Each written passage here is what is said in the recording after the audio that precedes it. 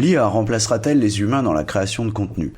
L'autre jour, je voyais un test de David Groult, que vous retrouverez dans l'article si vous allez sur Visionary Marketing, et qui me demandait de comparer des textes faits par des hommes et des machines avec GPT-3. Quand j'ai vu cela, j'ai pas mal crâné. Je m'attendais à un 10 sur 10 et j'ai obtenu 3 sur 10. Soit j'ai sous-estimé la machine ou surestimé les humains. Voilà qui est suffisant pour se reposer les questions que j'ai déjà dévoilées dans la présentation donnée en début 2022 à ISEFAC sur le sujet de l'avenir du content marketing. Et même de se faire quelques frayeurs et d'imaginer un monde à la H.G. Wells gouverné par des machines. Heureusement, un expert m'a redonné de l'espoir.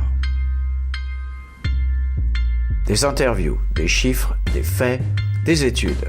Pas de blabla, ce sont les podcasts de Visionary Marketing disponibles sur toutes les bonnes chaînes de balado-diffusion.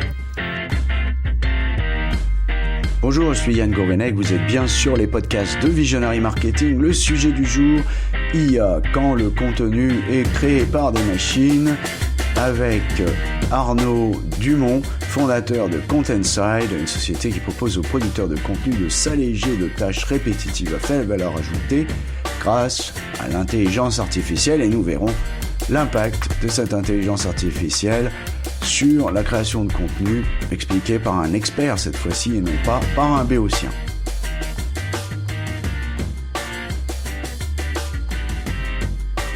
Dans la foulée du fiasco de mon test LinkedIn sur les exemples donnés issus de GPT-3, je me suis posé la question, faut-il vraiment s'inquiéter pour la création de contenu du futur ? N'ai-je pas été trop optimiste ?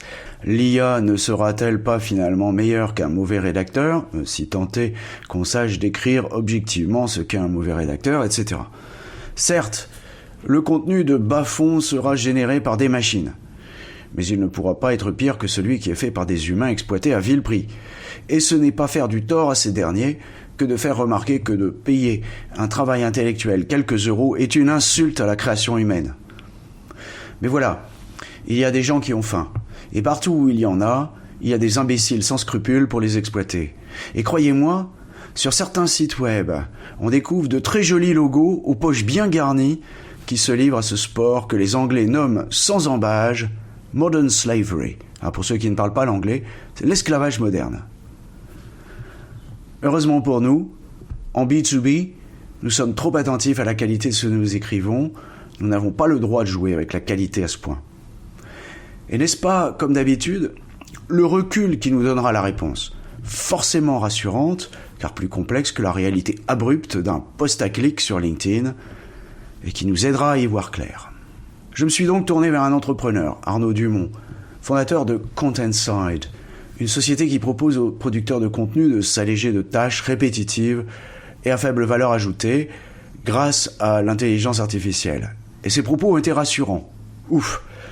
Nous allons pouvoir continuer à travailler normalement et les machines sont nos amis. Enfin, quand elles ne buguent pas trop. Petite note sur le Royaume-Uni et sur le Modern Slavery Act, donc la loi contre l'esclavage moderne.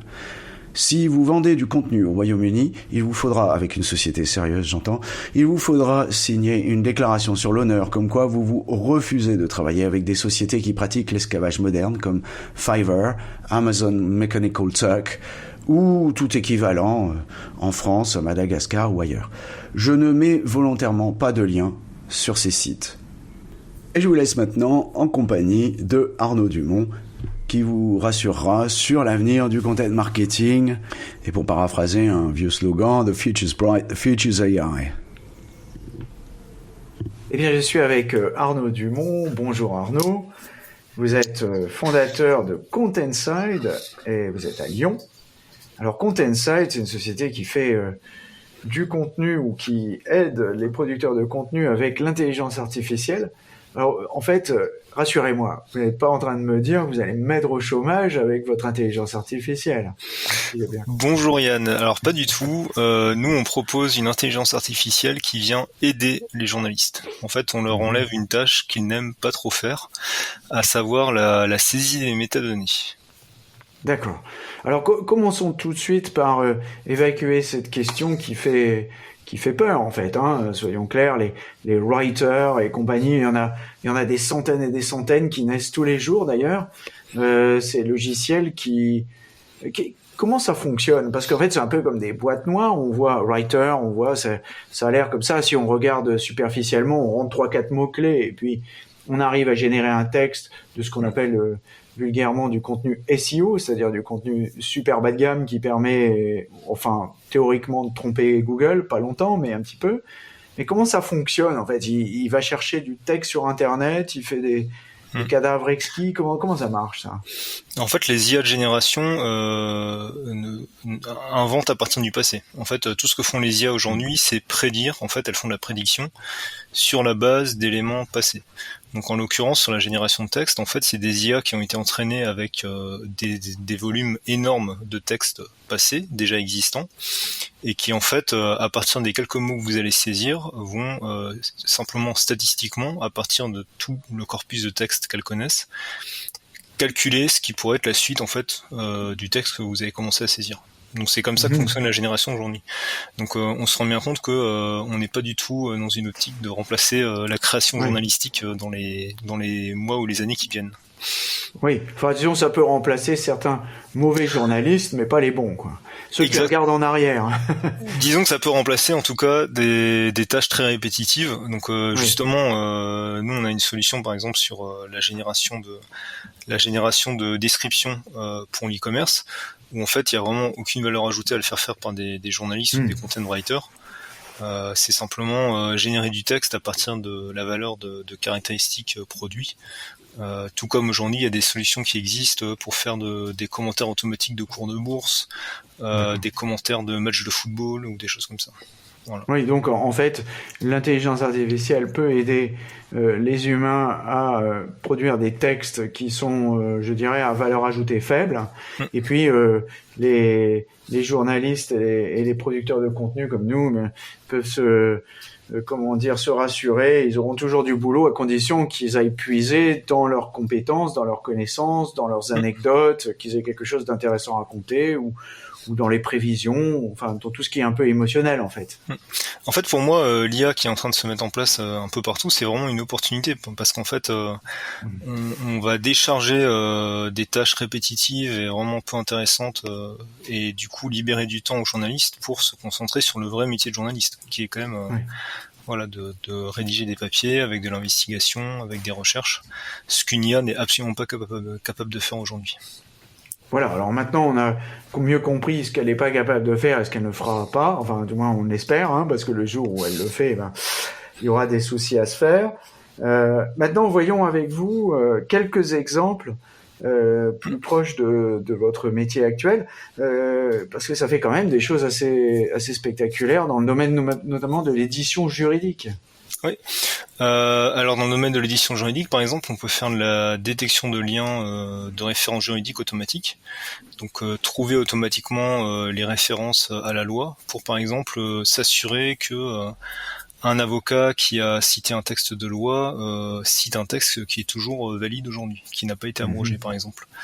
Sans aller dans le juridique, on a des IA aujourd'hui qui permettent, par exemple, d'automatiser le classement des produits, de créer automatiquement des liens aussi pour sites de lecture entre les articles, et de manière très pertinente. C'est-à-dire qu'en fait, aujourd'hui, on a des IA qui sont capables de proposer pour site de lecture des articles qui parlent vraiment exactement du même sujet que l'article qui vient d'être lu, tout comme le ferait un humain, voire mieux en fait, parce qu'en fait un humain a forcément des biais qui font qu'il va en priorité penser au papier qu'il a rédigé lui-même il y a peut-être 3 ou 4 semaines, alors qu'on peut avoir un papier qui a 5 ou 6 mois qui va redonner du contexte sur le sujet qui peut être très intéressant.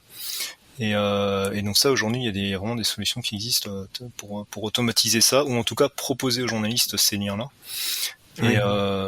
Et ensuite, du coup, donner de la valeur du coup au lecteur, puisqu'en fait, l'objectif final, c'est ça. Et derrière, on est capable de mesurer l'impact réel. Par exemple, on a déployé cette solution chez Le Point. et on a pu constater une augmentation du taux de clic de plus de 30%. Donc on n'est pas du tout dans une logique purement SEO. Là, on constate que les liens proposés sont vraiment qualitatifs, puisqu'en fait les lecteurs ont 30% de plus cliqué sur les liens qui sont proposés par l'IA par rapport à ce qui était fait avant. Ah oui, oui, d'accord. Mais donc, ça, je dirais tout ce qui est répétitif et qui est peut-être à base de données ou de tags particuliers. Donc ça, c'est. Donc d'ailleurs, notamment, vous avez un exemple dans le e-commerce. Oui. Alors dans l'e-commerce, on a plusieurs exemples. Il y a un très grand distributeur de produits culturels français dont on ne peut pas citer le nom, qui utilise en 4 lettres qui commence par un F, c'est ça. Non, c'est un peu plus que 4. C'est pas celui-là, alors. C'est pas celui-là, c'est en 7, mais voilà. Et donc, qui utilise nos solutions pour classer tous ces produits. Donc là, l'avantage de l'IA, c'est quoi? C'est le premier avantage, c'est que ça fait gagner beaucoup de temps. Et le deuxième avantage, c'est que l'IA fait moins d'erreurs. C'est-à-dire que sur une tâche répétitive, un humain va faire à peu près 10% d'erreurs. C'est ce qu'on constate. Ouais. Une bonne IA de base va tomber à 5%, et en impliquant un humain de temps en temps pour vérifier ce qu'elle fait, on peut facilement atteindre les 100% de réussite. Donc on classe par exemple comme ça des milliers de produits par mois. On fait aussi ce qu'on appelle de l'identification de caractéristiques produits. C'est-à-dire qu'en fait, on va être capable de dire quel produit est concerné, par exemple, par telle licence commerciale ou tel âge applicable dans le cas de produits culturels. Ce qui permet en fait après d'ajouter des filtres sur le site web. Et donc de proposer plus de filtrage à l'usager, sachant que c'est clairement des informations qu'on peut pas demander à des humains de saisir. Les volumes sont beaucoup trop conséquents, c'est juste inenvisageable. Et un autre exemple, par exemple, c'est la génération de texte. Donc là, par exemple, là je peux le citer pour Mister Auto. Donc Mister Auto, ils ont un catalogue de pièces détachées auto. Ils ont une rubrique, par exemple, qui s'appelle les plaquettes de frein avant. Ils ont 12 000 références. Donc évidemment, 12 000 références, c'est juste inenvisageable de les saisir à la main, même en offshore, à des coûts réduits. Et donc ils utilisent notre IA pour générer un texte à partir des caractéristiques. Donc là, on génère un texte qui est fiable d'un point de vue information donnée à l'utilisateur, et qui du coup fiabilise toute la chaîne de vente, augmente les taux de conversion. Voilà. Ouais. Donc là, ça a un sens. Alors, revenons un peu aux journalistes, parce que on voit bien finalement l'IA permet de faire des choses qui sont plus répétitives ou de soulager le créateur de contenu dans sa création d'articles. Mais on voit, en fait, il y a un pain point quand même aujourd'hui. On a amélioré la transcription avec des outils comme Trint, ou on a amélioré la création de contenu au travers de la reconnaissance vocale ou la reconnaissance du langage naturel. Bon, ça, je dirais pas acquis, mais enfin, c'est déjà bien avancé. Moi, j'utilise depuis 20 ans, donc c'est quelque part, ça marche pas mal. Mais par contre, pour rechercher de l'information, c'est toujours un pareil pastis. On a des moteurs de recherche qui sont d'ailleurs de plus en plus mauvais. Dans l'ensemble, enfin tout le moins celui que tout le monde utilise, parce qu'en fait il filtre de plus en plus, donc c'est plus un moteur de recherche. On a du mal, on a de plus en plus de données qui sont dans le deep web, comme on l'appelle, c'est-à-dire qu'on va retrouver dans des bases de données qui sont fermées, et donc si on n'a pas l'abonnement, on peut pas les trouver. Donc est-ce que vous allez nous sortir une IA qui va nous sortir de tout ça pour nous amener de l'information, pour contextualiser nos articles, amener des chiffres, amener des choses sans qu'on soit obligé d'aller consulter 150 sites web? Alors encore une fois, l'IA ne fait pas de magie, donc elle ne pourra que faire de manière très rapide ce qu'un humain pourrait faire. Donc aller par exemple chercher des informations cachées, elle ne saura pas faire. Par contre, l'IA clairement peut être utilisée pour améliorer l'indexation des documents. Et là, on a aussi un bel exemple. En fait, notre solution a été retenue par la BNF pour indexer en fait des articles de presse. Donc là, l'intérêt c'est quoi? C'est de déterminer encore une fois de quoi. Donc en fait, quelle est la catégorie de quoi parle l'article. Et par exemple, d'aller identifier les lieux, les personnes, les organisations, les œuvres. Oui. Donc en fait, ce qu'on appelle des mots-clés, basiquement, qui vont permettre en fait de proposer derrière des index de recherche beaucoup plus pertinents aux utilisateurs. Voilà. Oui. Après, quand on parle du moteur de recherche principal utilisé par tout le monde, la logique est aussi commerciale. Donc c'est pas forcément une question d'IA ou pas d'IA, c'est plus plus la volonté de l'éditeur, de décider ce qu'il veut proposer pour augmenter son chiffre d'affaires, on va dire. Voilà. Oui. Donc il me reste plus qu'à créer ma start-up et pour lancer cette idée, parce que là il y a un vrai besoin, je pense, sur ce marché. Mais enfin, ce que j'en retiens de notre discussion, c'est que finalement il faut pas paniquer comme toujours. L'informatique promet des miracles. Elle fait de belles choses, bien entendu, et on s'en réjouit, on aime bien ça. Mais en même temps, il faut savoir raison garder et ranger ses fantasmes. Non, mais l'IA est une vraie révolution et sans doute que l'IA va remplacer parfois des gens, mais elle va aussi créer beaucoup d'emplois. Et encore une fois, l'IA ne peut pas tout remplacer. Enfin, c'est un fantasme. L'IA se base sur le passé, donc l'IA va être très bien pour prédire des choses. En fait, c'est un outil de prédiction, mais de prédiction sur du passé. Et par exemple, prédire quelque chose qui ne s'est pas encore passé, l'IA ne saura pas faire. Voilà. De manière générale. Ouais. On ne pourra pas remplacer les toutologues de la télé qui nous disent comment va finir la guerre en Ukraine. Ils ont encore du travail. Ils ont encore du travail, c'est une bonne nouvelle. Je ne sais pas d'ailleurs si c'est une bonne nouvelle. Oh, très bien, merci pour ces paroles rassurantes et bonne continuation à Contenside. Merci Arnaud. Merci Yann, au revoir. Surtout, n'oubliez pas de mettre une bonne note à ce podcast si vous l'avez apprécié.